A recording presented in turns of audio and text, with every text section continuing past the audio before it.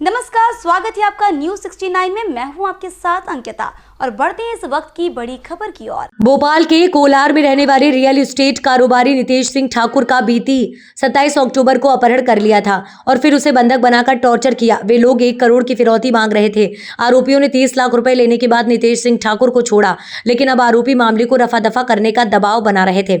पीड़ित नितेश सिंह ठाकुर के मुताबिक आरोपी व्हाट्सएप के द्वारा लगातार मैसेज करने की धमकी दे रहे हैं और समझौते का दबाव बना रहे हैं। ठाकुर ने कहा कि उनकी बच्ची 2 महीने से स्कूल नहीं गई है। आरोपी लगातार रैकी करवा रहे हैं। कई बार इस बात की जानकारी थाने को भी दी, लेकिन अब तक आरोपी गिरफ्तार नहीं हुए। आरोपी गिरफ्तार नहीं होते हैं तो हो सकता है कि वह नया साल भी नहीं देख पाए और उनकी हत्या हो जाए। नितेश ने शुक्रवार को भोपाल पुलिस कमिश्नर हरिनारायण चारी मिश्रा को भी पूरी घटना से अवगत करा दिया है। बता दें कि कोलार इलाके के दानिश हिल्स इलाके में रहने वाले पीड़ित कारोबारी का नितेश सिंह ठाकुर को कुछ लोगों ने उन्हें सगाई कार्यक्रम के बहाने ग्वालियर बुलाया और रास्ते में ही उनका अपहरण कर लिया। ये घटना 27 से 29 अक्टूबर 2024 के बीच हुई थी। इसके बाद उनके परिजनों से 1 करोड़ की फिरौती मांगी गई थी। फिर पीड़ित की पत्नी ने आरोपियों से मिन्नतें की तो मामला 30 लाख रुपए में समझौता हुआ। पत्नी ने ये रकम दी तो उसके पति को छोड़ा गया। आपको बार-बार अभी भी धमकियां आ रही हैं। क्या मामला किस तरह की धमकियां आ रही है? 27 तारीख को जो मेरे साथ घटना हुई उसके बाद पुलिस ने उस पर FIR करी थी अपहरण की और फिरौती की। उसके बाद से लगातार मुझे केस वापस करने के लिए प्रेशर बनाया जा रहा है, धमकी दी जा रही है और काफ़ी गाड़ियों से मेरी रेकी करवाई जा रही है घर की। मैं कहीं भी जाता हूँ मेरे पीछे गाड़ियाँ लग जाती है। मुझे इतना ज़्यादा डराया जा रहा है कि अगर तुमने केस वापस नहीं लिया तो तुम्हें मार देंगे। कंटिन्यू इस चीज़ को 1 महीना हो गया है। 2 से 3 मैंने आवेदन थाने में भी दे चुका हूँ उस चीज़ के। और चूंकि मैं प्राइवेट सिक्योरिटी गार्डों को मैंने किसी को अपने पास हायर किया था तो उन्होंने उसका पीछा भी किया। कुछ गाड़ियाँ नंबर भी हमें उसमें प्राप्त हुआ था, उसकी वीडियो भी हमारे पास उपलब्ध है। ये लोग कंटिन्यू मुझे इस तरीके से दबाव बना रहे हैं कि ना तो मेरी बच्ची स्कूल जा पा रही है 2 महीने से, ना मेरी वाइफ कहीं ऑफिस या मार्केट जा पा रही है, ना मैं अपनी किसी फील्ड में कहीं काम पे जा पा रहा हूँ। मुझे मजबूरन मेरी गाड़ी बदल के निकलना पड़ता है घर से। मैं अगर 2 दिन किसी गाड़ी से घूम लेता हूँ तो उस गाड़ी का पता लगा लेते हैं।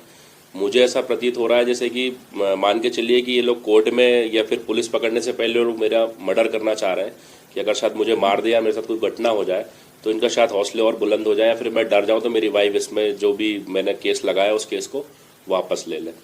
और काफ़ी परेशान हूँ। बस मैं न्याय के लिए ही पुलिस से बोल रहा हूँ कि जिस तरीके से पुलिस काम कर रही थी अभी तक, अभी भी अगर आगे इसको और अच्छे से कंटिन्यू करती है तो जल्दी इसको पकड़ लें, क्योंकि नहीं पकड़ते हैं तो मुझे 100% श्योर हूँ मैं इसमें, क्योंकि चूँकि इसमें एक पुलिस वाला मतलब इनके साथ है जो हेमंत चौहान है, तो वो शायद जिस तरीके से इन लोग को या शायद टीम चला रहा होगा या फिर उसको नॉलेज है पुलिस कैसे बचती है, अपन कैसे बचते हैं आरोपी, उस तरीके से हेमंत चौहान उन लोग को शायद गाइड कर रहा है, इसलिए कोई पकड़ाई में नहीं आ रहा है। तो बस मैं चाहता हूँ कि मुझे न्याय मिले और पुलिस जल्द से जल्द इनको गिरफ्तार करे, क्योंकि मुझे 100% श्योर हूँ कि हो सकता है 2 या 3 दिन में मेरा इस चीज़ में मर्डर हो जाए। क्योंकि मैंने अभी 3 दिन पहले भी कोई गाड़ी पकड़ी थी। कुछ गाड़ियाँ तो ऐसी आ रही हैं मेरे घर के पास में जिसका नंबर डला है 2002 का, और गाड़ी कोई दूसरी है, व्यक्ति कोई दूसरा, और व्यक्ति भोपाल का है ही नहीं, उसका आधार कार्ड भी नहीं है। आपने पुलिस कमिश्नर को शिकायत करी है? जी। क्या बोला उन्होंने?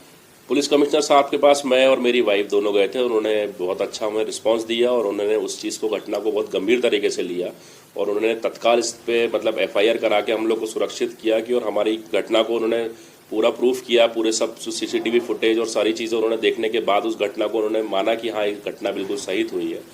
और जितने भी इसमें आरोपी हैं उन लोगों ने मतलब मेरा एक ऐसा नेगेटिव सबको फीडबैक एक दे रहे हैं। मार्केट में मेरा एक ऐसा फ्लो हो गया है इस खबर के बाद से कि मेरे पास करोड़ों रुपए है या मेरे पास बहुत पैसे आए हुए हैं या फिर मैं बहुत ज़्यादा वो हूँ। मेरा ऐसा कुछ भी नहीं। मैं छोटा मोटा, मेरा प्रॉपर्टी का काम था, रियल एस्टेट का छोटा मोटा काम था।